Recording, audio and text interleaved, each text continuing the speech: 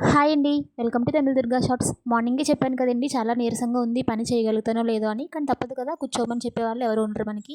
ఇప్పుడైతే 9 గంటలకి వంట అయితే మొదలుపెట్టానండి. ఇంకా టైం అయితే ఇప్పుడు 2 అవ్వబోతుంది. ఇప్పుడైతే పూర్తవుతుందనమాట. బయటున్న పొయ్యి మీద సాంబారు గాలికి అస్సలు అవ్వట్లేదని చెప్పి ఇంక లోపల తీసుకొచ్చి స్టవ్ మీద అయితే పెట్టాను. పక్కన వంకాయ పులుసు అయితే మరుగుతుంది. ఇంకా పొద్దున్నైతే కొన్ని పాలుంచుకున్నానండి. అది చూస్తే టీ పెట్టుకోవాలనిపించింది. ఇంకా టీ అయితే తాగేస్తున్నా. ఇంకా బయట 2 గుండుగుల్లో అన్నము తీసుకొచ్చి బేషన్‌లో అయితే దిమ్మరించేసానండి.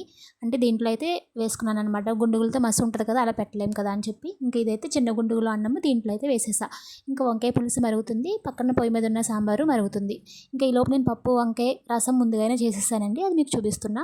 ఇంకా ఈలోపు అయితే మా ఆయన అక్కడికి భోజనం తీసుకువెళ్తాను రెడీ చేసి పెట్టు అని చెప్పి అరిటాకులు కొయ్యమని చెప్పేసా అన్నాననమాట. మాకు అరిటాకులు ఉన్నాయి గానీ చిన్నగా ఉన్నాయండి. అందువల్ల ఏంటంటే ఎదురుగుండా వాళ్ళ ఇంటికైతే వెళ్లారు.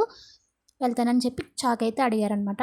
ఇంక నేను ఈలోపు 12 గంటలకే కరెంట్ ఆఫ్ అయిపోద్ది కాబట్టి ముందుగానే పట్టేసుకొని ఉంచేసుకున్నాననమాట వంట చేస్తూనే. గిన్నెలన్నీ ఖాళీ చేసి బయట వేసుకున్నాను. అలానే బయటంతా క్లీన్ చేసేసుకున్నాను. పొయ్యి దగ్గర కూడా క్లీన్ చేసేసుకున్నాను.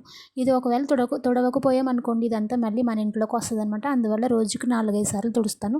అది కాకుండా మా చిన్ను చేతికి ఏది దొరుకుతుంటే అది నోట్లో పెట్టుకుంటాడనమాట. ఆడి కోసమన్నా ఇల్లు అద్దంలో ఉంచుకోవాల్సొస్తుంది. ఇంకా ఈలోపు మా ఆయన చాకెక్కడ అని నా బుర్ర తింటూ వెతుక్కొని ఆయనే వెళ్ళారనమాట. లారీ చూసారా పాతకాలం మోడలు. ఇది రోజుకి 4, 5 సార్లు వెళ్తాయండి మా ఇంటి దగ్గర నుంచి.